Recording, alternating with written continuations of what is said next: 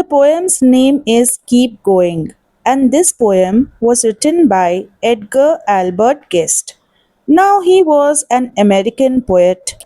He used to work as a paper boy and then he started writing. Every day for 30 years he wrote for the Detroit Free Press. He used to write on issues like family and business, and people started relating with him. So he began to be known as the people's poet. Now, this poem, Keep Going, is an inspirational poem because people get inspired by reading it. In this poem, he says that if we face problems in life, we must keep going. It means we must keep working hard, even if life is difficult. He says that we must not lose hope in life. We must not doubt ourselves because we don't know how close we are to success. Means often the person who's struggling, he thinks that, oh, success is so far from me. But he never knows how close the victor's cup is, means how close he is to success. But at the last moment, he doubts himself and he stops trying, and that's where he loses. Edgar Albert Guest says that life is strange because life has twist, means we don't know at which point of time how life will change. Then life has turns. In which direction our life is going to mold, we don't know. Then life also has thorns, means it has difficulties. So he says that life is not a bed of roses. It is not easy. We need to work hard for success, and not only one day, but every day. So, students, in this answer, you can write many general points on your own, like failure means try again one more time. The real winners are people who never quit their dreams. They keep working hard, they keep trying, and the people who we see successful are those who kept trying till the end. We must always have trust, confidence in ourselves that we are capable of achieving things. So, the message of this poem is that success follows failure, and we must work hard and never give up and keep going in life. The poem's name is Happiness, and this poem was written by Carl August Sandburg. He was an American poet. He wrote the famous biography of Abraham Lincoln, who was the 16th President of America. So, this poem, Happiness, was taken from his collection of poems called the Chicago Poems. So, Carl August Sandburg was so famous in writing that he got three Pulitzer Prizes. So, Pulitzer Prize is a very famous award given in the US for literature, music, and other streams. So, in this poem, the poet is searching for the meaning of happiness. So, he goes and asks his professors. Now, professors are people who are very highly educated, they teach at universities, they teach the meaning of life.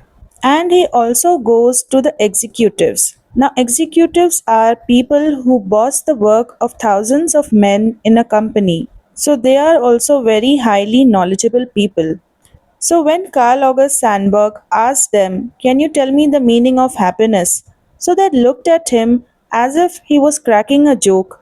They only shook their heads, means they shake their heads in a form of saying no, and they smiled at him. So, because they did not give him a satisfactory, a proper answer, he felt insulted.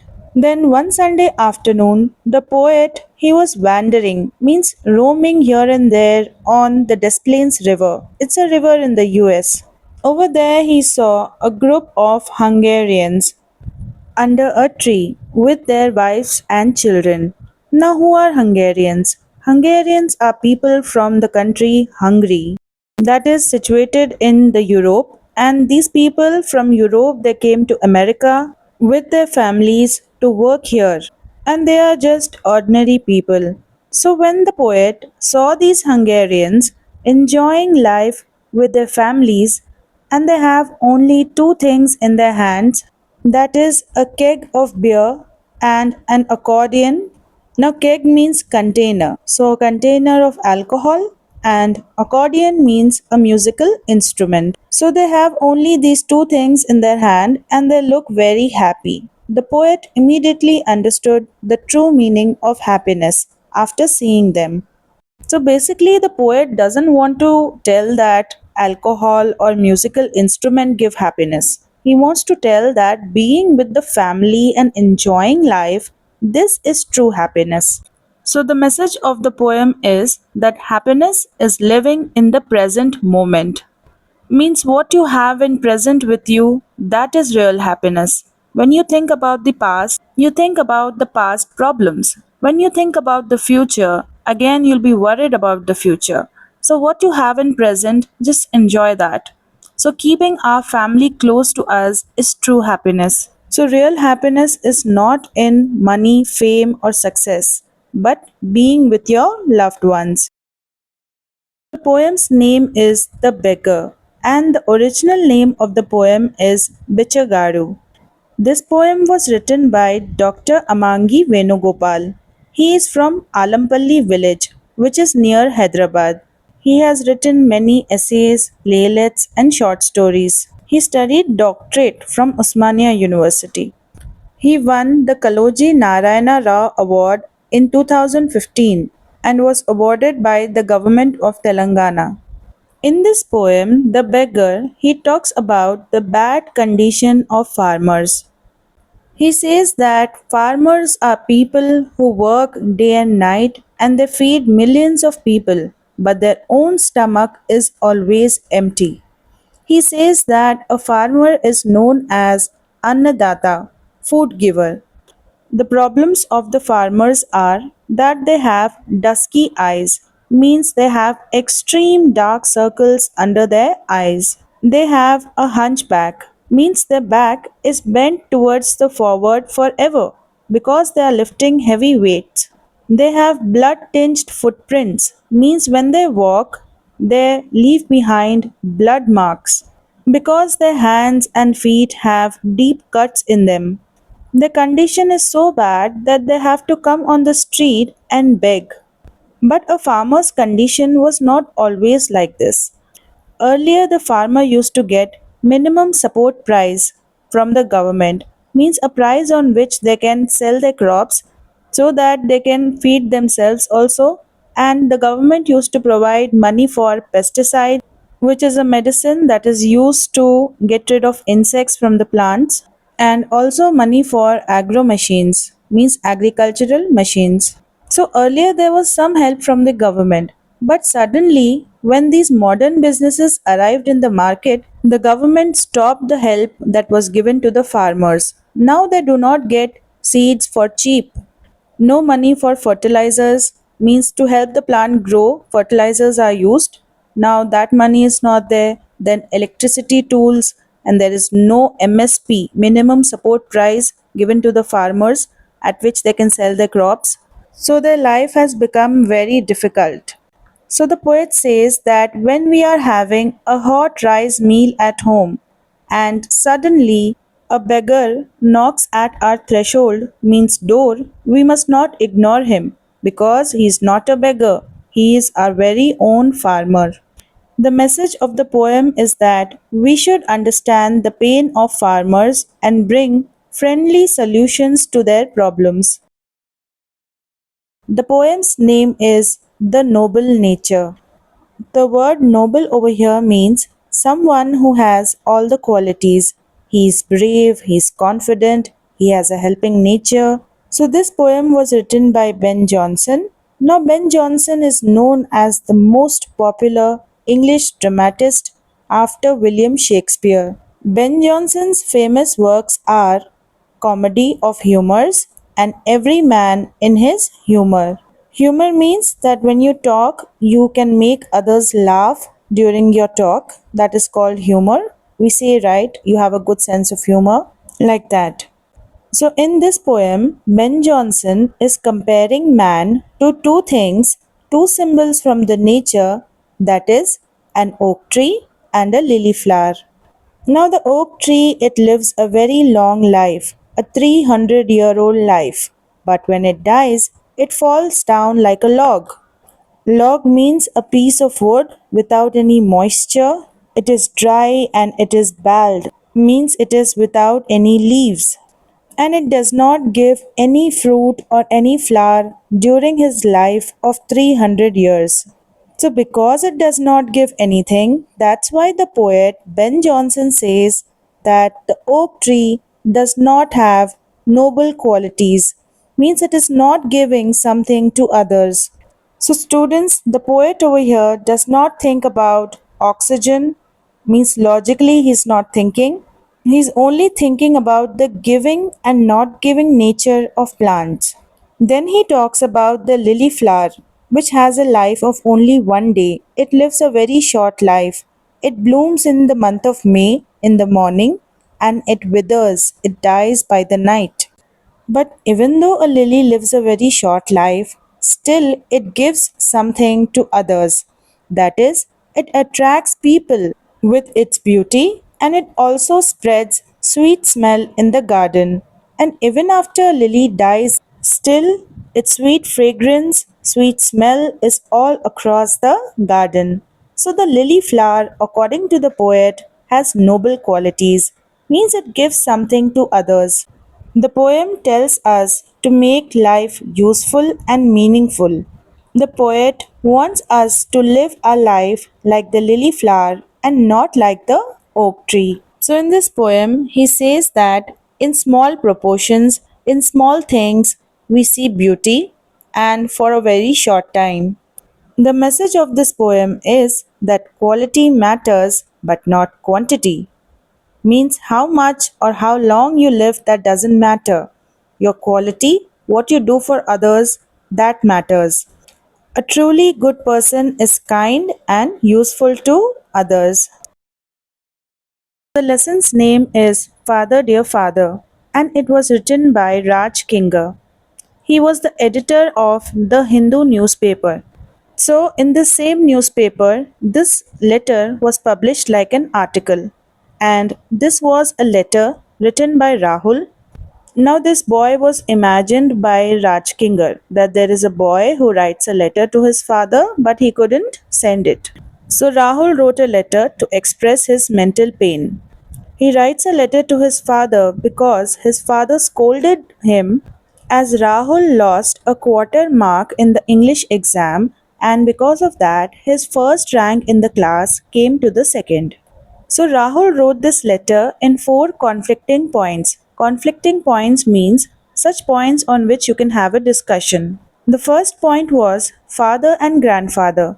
Rahul said that my father, he studied tough subjects like Pythagoras theorem and Newton's law of gravity, but he is not able to use these subjects in his current day business.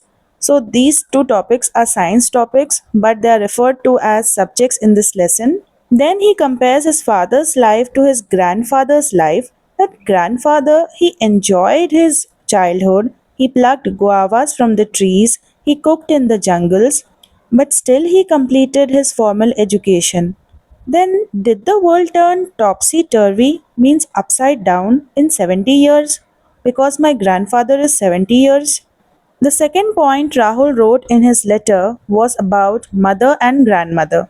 So, Rahul's mother is highly educated, but she is always in stress and tension. But on the other hand, Rahul's grandmother, she is semi literate, means half educated, but she is always relaxed with her pots, pans, and she reads her religious books. So Rahul thinks, does education give us stress and tension? The third point Rahul wrote in his letter was biology teacher and rose plant. So one day Rahul's rose plant catches some insects. So he goes to his biology teacher to ask her, "Ma'am, can you please tell me how to save my dying rose plant?" And she gets angry and she tells him, "Go and ask the gardener who does the gardening work." So Rahul thinks, my teacher, after studying so much, cannot solve real life problems, then why should I study?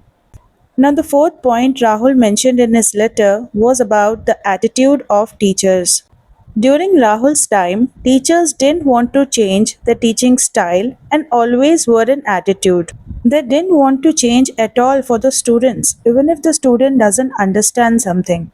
So, the message of the lesson is that we need to have fun learning, joyful education system that is joie de vivre for the students, and remove the Indian education system which pressurizes students. There's a problem in the mindsets, the way of thinking of parents, teachers, and also education institutions. Lesson's name is The Green Champion Thimmakka, and it is an article taken from the internet about Thimmakka. So there is no author for this, and Thimmakka is known for her tree planting mission. So that's why across the globe she is known as the Green Champion. In US, she has an organization which is named after her called Thimmakka's Resources for Environmental Education. So Thimmakka was married to Bikala Chikkaya, but she did not have children for more than 25 years. So Thimmakka decided that she will end her life. But later on, her husband suggested that why don't we plant trees? Then the couple decided to plant trees. So first they planted 10 saplings of banyan trees on Kudur village road, that is in Karnataka, and every year they increased the number of plants. First year 10, then next year 15, then next year 20. Like that they planted total 400 banyan trees and then other plants also, and in total they planted 8,000 trees. So on that Kudur village road, there was not even a single plant. Now the whole road was filled with plants. So Thimmakka was given a title called Salu Marada. It means a row of trees in Kannada language, which is spoken in Karnataka. But Thimmakka's pension was only 500 rupees. But in this less amount of money also, she worked really hard for the environment and she became an environmentalist. Later on, the couple adopted a son named Sri Umesh, and he is taking Thimmakka's tree planting mission forward with Prithvi Bachao movement. It means Save Earth movement. So the message of this lesson is that we must plant and protect trees as they protect us and our environment. The lesson's name is The First 4 Minutes, and it was written by Roger Bannister. He was an English athlete and medical professional. He was the first man to win a 1 mile race in 3 minutes and 59.4 seconds. 1 mile is approximately 1.6 kilometers. He broke the world record, which already someone else had set, that was above 4 minutes.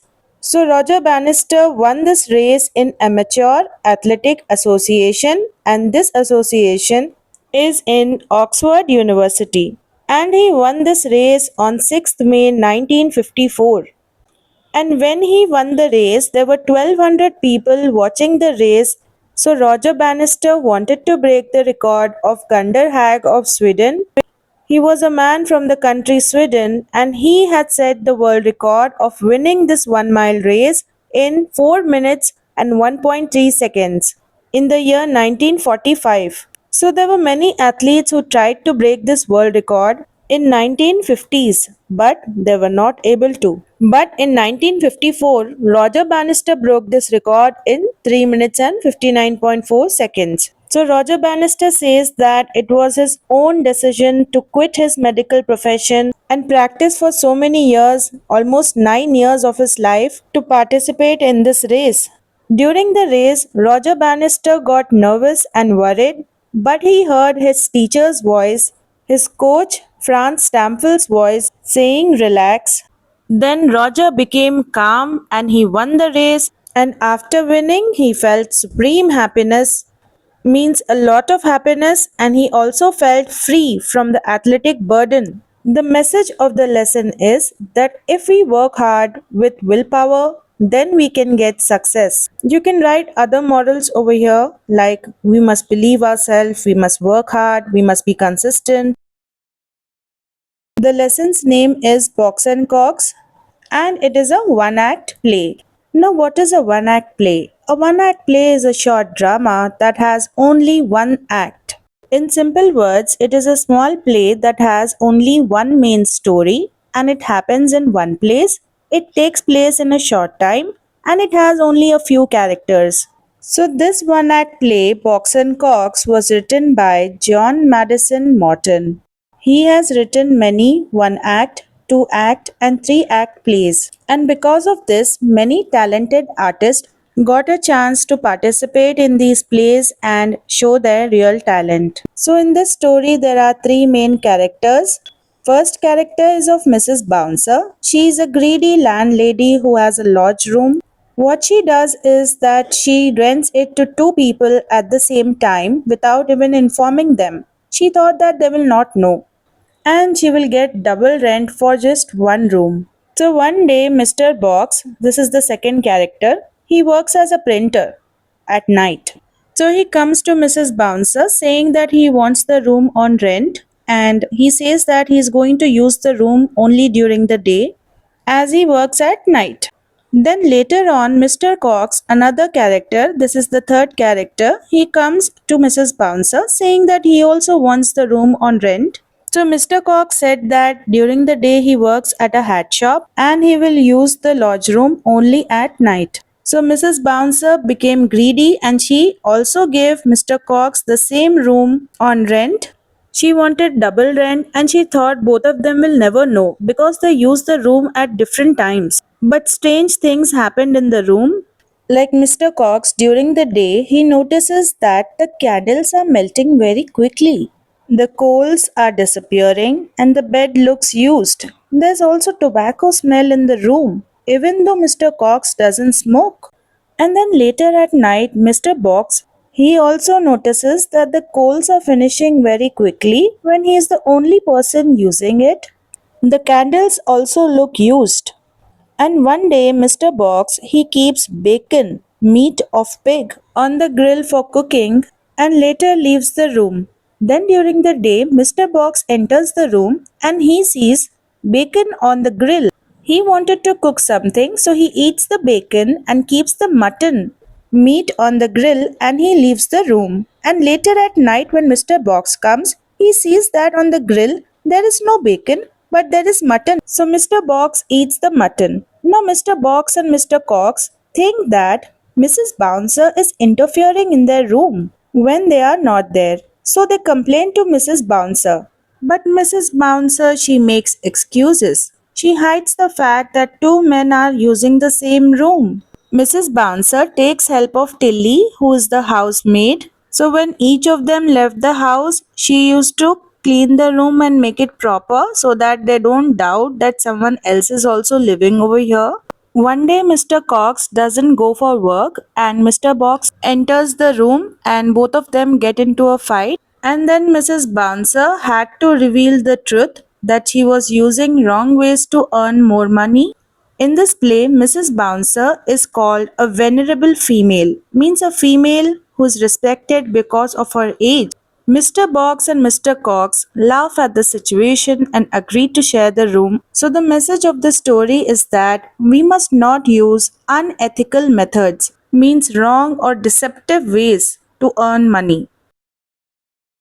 So, Playing the Game is a short story, and this story was taken from My Magazine.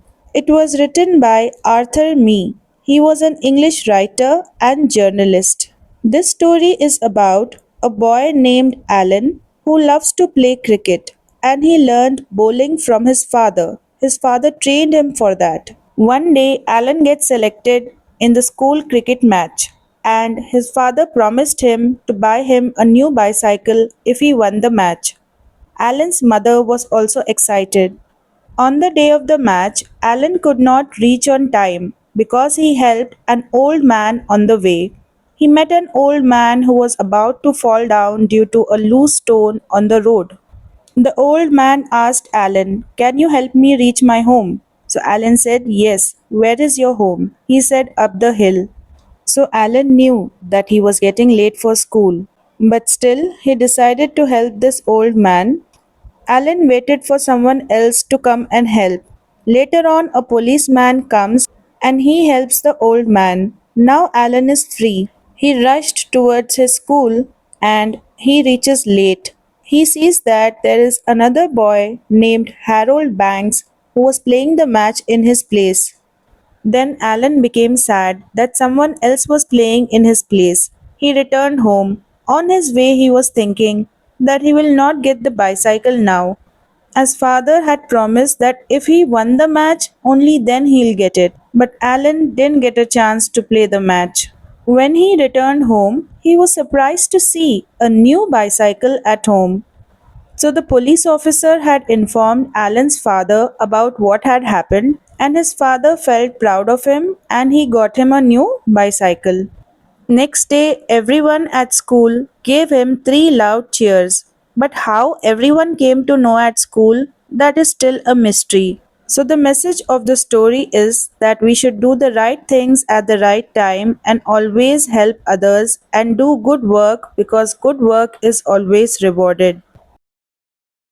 So, The Five Boons of Life is a short story and it was written by Mark Twain. He was not only an American writer, but he was also a humorist. So, a humorist is a person who can be equally funny and intelligent when he speaks. And Mark Twain was also a lecturer. He was known as the father of American literature. So, this story is about an unfortunate, unlucky man and how his pride and his wrong choices in life led to his downfall. This lesson teaches us the importance of making right choices and decisions in life. This lesson also tells the difference between short lived and long lived pleasures of life, means the things which last only for a short time and the things which last for a long time. So, this story is about a fairy who has a basket. In that basket, she has five boons. Boons means gifts, and those are love, pleasure, fame, wealth, and death. And she asked a young man to choose from these gifts one gift for himself. So the man, he was young, so he chose pleasure. He wanted fun in his life. But very soon, after choosing pleasure, it came to an end and he feels disappointed. After a few years, again the fairy comes, and this time the man is little older. The fairy again asks the man to choose a gift, and this time the man chooses love. But after some years, the person whom he loved the most, that person died. Then the man thought that love is a treacherous trader, means it deceived me, it cheated me, it left me alone in this world. Then after few years, again the man was little more older, and again the fairy asked the man to choose a gift, and for the third time, the man chose the third gift, that is fame. Fame means becoming popular. He wanted to become popular, but later on, everyone got jealous of him and he also got shame.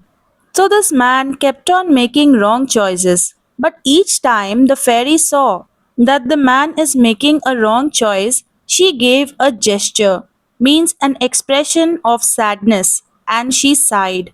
Sighed means taking a deep breath out of disappointment because she wanted to teach the man a lesson which he didn't learn as he did not have wisdom. Then, after few years, again the fairy came for the fourth time, and this time the man decided that all my problems will be solved with money.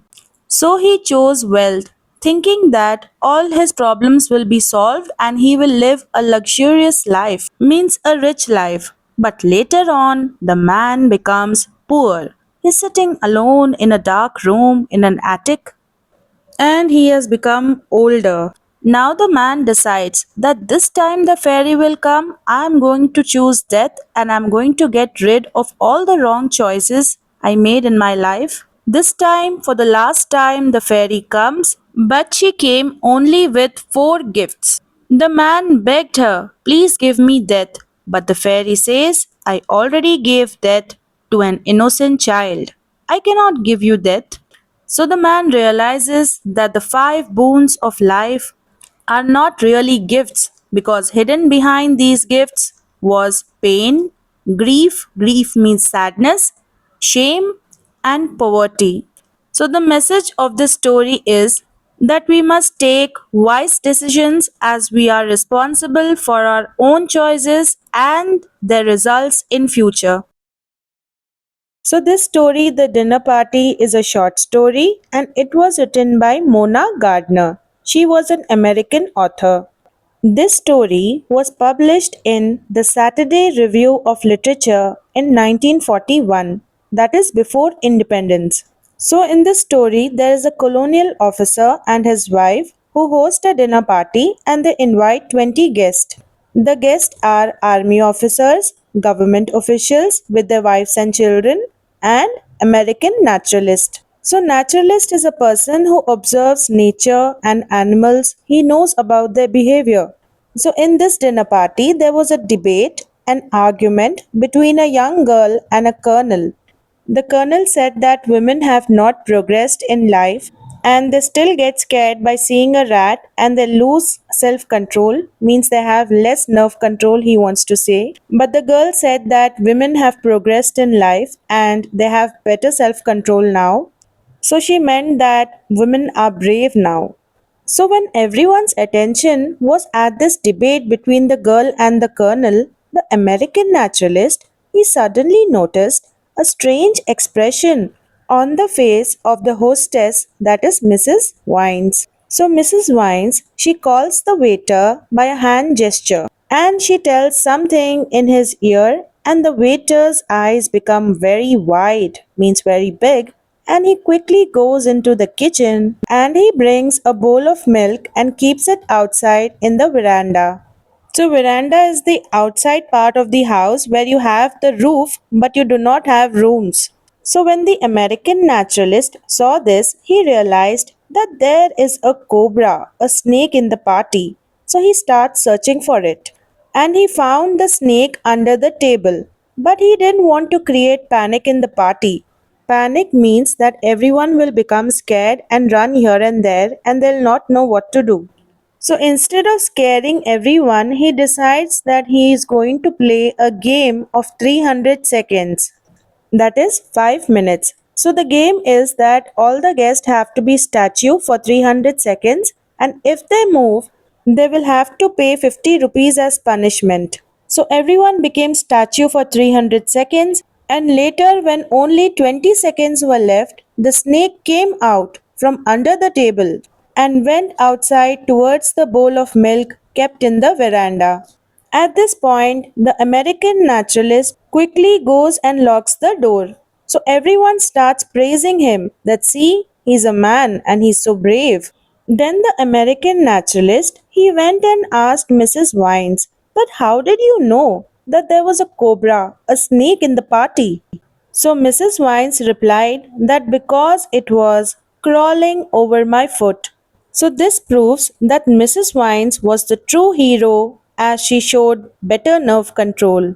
The message of this story is that both men and women are equally brave and can control different situations. So, The Short Sighted Brothers is a short story and it is a folklore. Folklore means a story that was passed from one generation to the other and we don't know who's the author. So, this story is about three brothers who are short sighted. It means they cannot see properly. So, these three brothers lived in a big house in the outskirts of China. It means the border areas which are far away from the cities. So the elder brother had a sight problem. Sight problem means he cannot see how much money he is giving and how much money he is receiving. So people used to take advantage of his problem. So one day the youngest brother suggested that he wanted to take care of all the finances of the house because elder brother was having a problem. So all three brothers decided to take a sight test, means eye test, and whoever passes the test will take care of all the money. So the test was to read the inscription. Inscription means writing on the tablet. Tablet is a stone. Now this tablet, this stone is kept outside the monastery, the building of a monk temple. And the brothers had to go next day over there and read the inscription. But all the brothers were greedy and they tried to cheat each other. They call the monk, means the person in charge of the building, the monastery, one day before secretly to ask the details of what is written in the inscription. So the second youngest brother came to know that there was a floral decoration around the tablet, around the stone. And the youngest brother, when he called, he came to know that apart from the inscription at the bottom, the donor's name is written, that is Wang Li. So now the brothers already know what is the inscription and something extra also. The next day, the brothers go to give the test. So, first, the eldest brother reaches the monastery and he starts reading, and he reads it as it is, and he thought that he passed the test. The eldest brother is still there, and the second youngest brother arrives and he starts reading the inscription on the tablet. And he also says that there is a floral decoration, a flowers decoration around the tablet. And he also thought that he passed the test. Then the youngest brother arrives there and he also reads the inscription and he also tells that there is a donor's name written at the bottom, that is Wang Li, and he also thought that he passed the test. Later on, the monk comes outside from the monastery and he tells them that sorry, the tablet that was to be kept yesterday is not yet kept and we are going to keep it soon. It means that there was no tablet outside the monastery. So, from where were the three brothers reading? There was nothing in front of them. All the three brothers felt ashamed because they cheated each other. The message of this story is that honesty is the best policy and we should not be greedy in life. Students, if I was able to help you, then don't forget to hype this video.